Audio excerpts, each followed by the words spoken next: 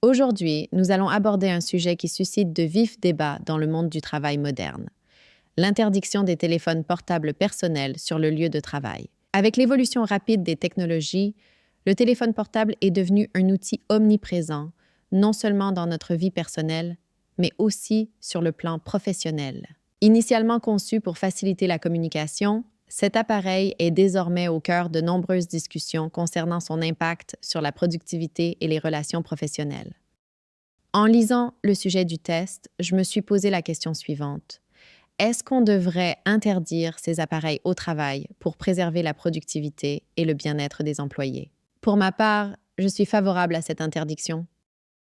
Alors, dans un premier temps, j'expliquerai pourquoi il est nécessaire d'interdire l'utilisation des téléphones portables sur le lieu de travail. Ensuite, j'aborderai les impacts négatifs potentiels de ces appareils sur la dynamique de groupe et la sécurité des données au sein des entreprises.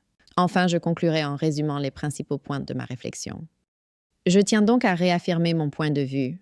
Les téléphones portables doivent absolument être interdits au travail pour plusieurs raisons. Tout d'abord, je pense que les fréquentes notifications, appels et interactions sur ces appareils mobiles représentent autant de distractions qui détournent l'attention des tâches professionnelles.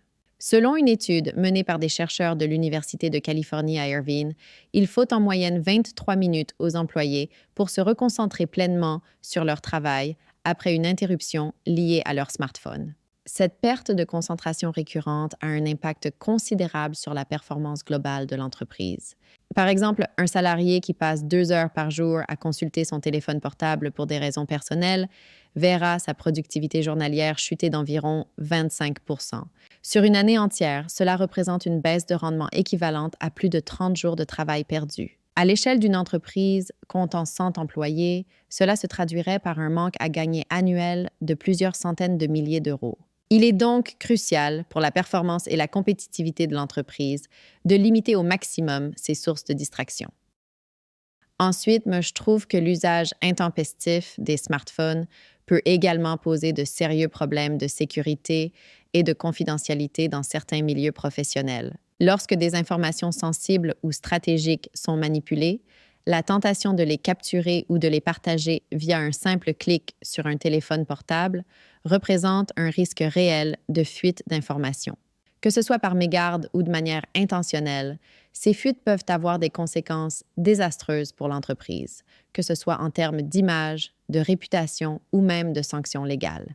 Par exemple, dans le secteur bancaire ou dans les services de renseignement, la capture d'écran d'un document confidentiel peut suffire à compromettre la sécurité de tout un système. De même, dans les salles de conseil d'administration ou dans les services de recherche et développement, l'enregistrement audio ou vidéo d'une réunion sensible peut gravement nuire à la confidentialité des échanges.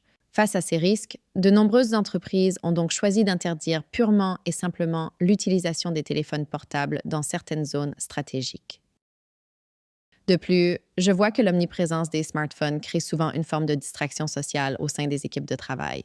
Les conversations téléphoniques personnelles ou les échanges sur les réseaux sociaux peuvent perturber la concentration de l'ensemble des employés, nuisant ainsi à l'ambiance et à la cohésion au sein de l'équipe.